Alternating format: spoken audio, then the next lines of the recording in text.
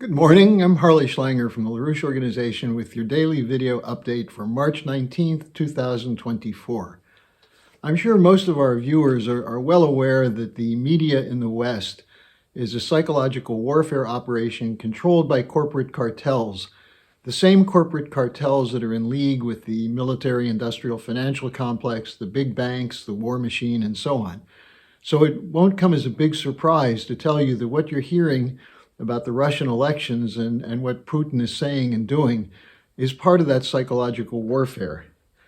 They're not reporting the truth. And so what I'm going to do is give you some insight into what's happening in Russia, what's happening with Putin and the election campaign, not speaking as a Putin puppet, as sometimes I'm accused of being by Ukrainian and NATO intelligence, but speaking as someone who is a proud American, not proud of the current government, but wishing to see the United States free itself from the corporate shackles that are on it, so the U.S. could play a positive role in mutually beneficial relations and cooperation with other sovereign nations. That's what's needed. So that's the starting point that I'm going to be presenting these developments in Russia. Now, the Russian election campaign is being denounced in the West as being a fraud, a manipulation, undemocratic, unfair. Well, it may be that Western leaders are jealous. There was a 74% participation rate, much higher than we have in the United States. Putin received 87% of the vote. Now, in countries like the United States, where Biden's popularity approval rating is around 30%, in Germany, where Chancellor Scholz is below 15%, Macron is somewhere just above 20%, Sunak may be in negative numbers. The idea that a president of a nation could be popular is seen as something that has to be manipulated. But let's look at the circumstances here.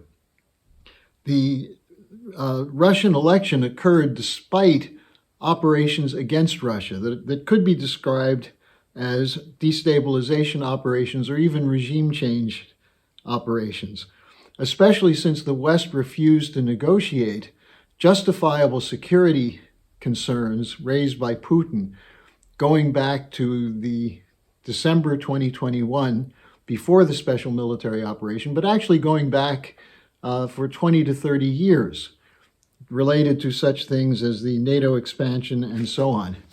Now, Putin was asked by an NBC reporter whether his re-election was democratic, and he had some sharp words about what's going on in the United States. He said, quote, "The whole world is laughing at what is happening in the United States. This is just a disaster, not a democracy," referring to intervention of the judicial system on behalf of the Biden candidacy against Donald Trump. And what he said is it democratic to use administrative resources to attack one of the candidates for the presidency of the United States using the judiciary, among other things? Well, I would say that's a fair criticism. Now, look at the situation beyond just NATO expansion. You have the proxy war aimed at Russia and Ukraine, which is costly in terms of money, in terms of people, soldiers being killed, the disruption of society, the sanctions, the freezing of assets. And what's been the response? Well, Russia has had a robust economic recovery. Its economy is growing at a rate faster than most European countries. There's also a response, which has been the expansion of the BRICS. That is, if you're going to take away the possibility of fair and just relations, economic relations with the world, then something had to be done about that. Now, the BRICS expanded by 5 members. There are many, many more countries that are lining up to join. And we have comments from Sergei Ryabkov, who's Russia's top economic advisor when it comes to the BRICS, deputy foreign minister, who told TASS that what are the BRICS doing? He said, "We must provide a platform for the countries interested in rapprochement with the BRICS, where they will be able to work practically without feeling left behind and joining this cooperation rhythm." And he said they probably will have expansion of the BRICS coming up in the meeting in Kazan in the fall. Now, meanwhile, what are the BRICS doing? They're working on several things that are related to trade and economic cooperation, working toward settlement in national currencies outside of the dollar so that the nations are not penalized by having to engage in moving to dollar currencies in order to pay for trade and settle imbalances. They're strengthening correspondent banking networks. The next step is alternative settlement payments to the dollar system, which will allow for increased trade as well as controls on capital flights. In other words, protecting nations from manipulation by the global banksters. Well, this makes sense. Now, the primary goal, according to Ryabkov, is to create a payment and settlement system outside of the rules-based order. In other words, an order in which things shift and change based on what the Western banks and corporations want, not based on real physical development and fair trade. Now, he said, as this is, and actually this is not Ryabkov, this is what I'm saying, as this is developing, the US and the EU are moving toward a legal justification to steal $300 billion in Russian assets that have been frozen since the beginning of the special military operation. A legal excuse to permanently steal that and provide the funds to Ukraine for the war. Now, this would have a devastating effect on the existing world order. Why should anybody trust the dollar system or the promises made by Western leaders when it comes to banking and finance if any money you have in Western banks could be seized at any moment? And by the way, all of our viewers should think about this in terms of the idea of bail-ins, that the banks under the Dodd-Frank bill are entitled to steal your deposits if they need it. So where is the democracy and freedom in this? Now, this in effect is a war against the global South. What's being done with the payment systems, or I should say with the theft of money and the sanctions and so on. And it's a reaction which is driving nations toward the BRICS. Now, then let's take a look at the war danger, because Putin had some comments on this. He was asked at the press conference about Macron's comments on February 26th about possibly putting NATO boots on the ground in Ukraine. Now, what Putin said is, quote, "It is clear to everyone that this will be one step away from a full-scale World War III. I think hardly anyone is interested in this."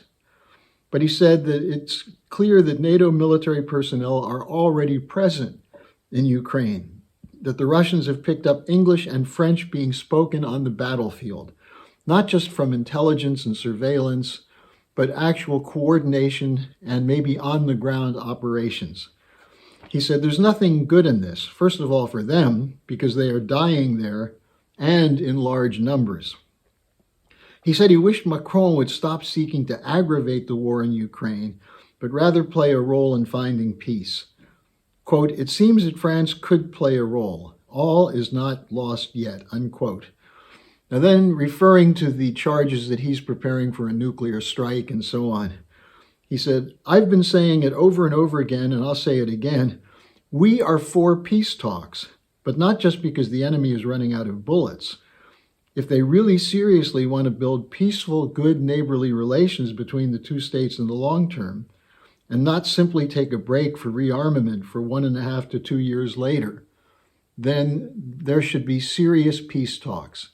That's what Putin said going back to the December 2021 discussions he had with Biden and others about why Russia was demanding a change in the security relations between Europe and Russia. And instead, the US rejected that. The Ukrainians were preparing an assault on the Russian-speaking sections of eastern Ukraine, and that's when Putin made a decision that it was necessary to move with the special military operation. Don't forget that the New York Times has reported that the CIA has 12 stations inside Ukraine near the Russian border focused on Russia.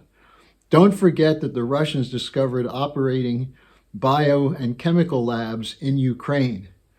and that the neo-Nazis in Ukraine were talking about exterminating the Russian-speaking people. So all of this is something which is generally denied in the discussion in the West. And instead, Putin is portrayed as a one-dimensional barbarian ruling over an ignorant and controlled and unfree population.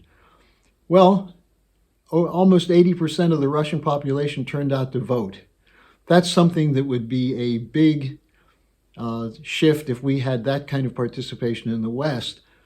And maybe if we had leaders in the West who were interested in the concerns of the population, as opposed to protecting the special interests of the corporate cartels, leaders in the West could become popular. So that's my report for today. Join us again tomorrow, and also tomorrow there'll be an announcement about when the next webcast dialogue with Helga Zepp-LaRouche will be.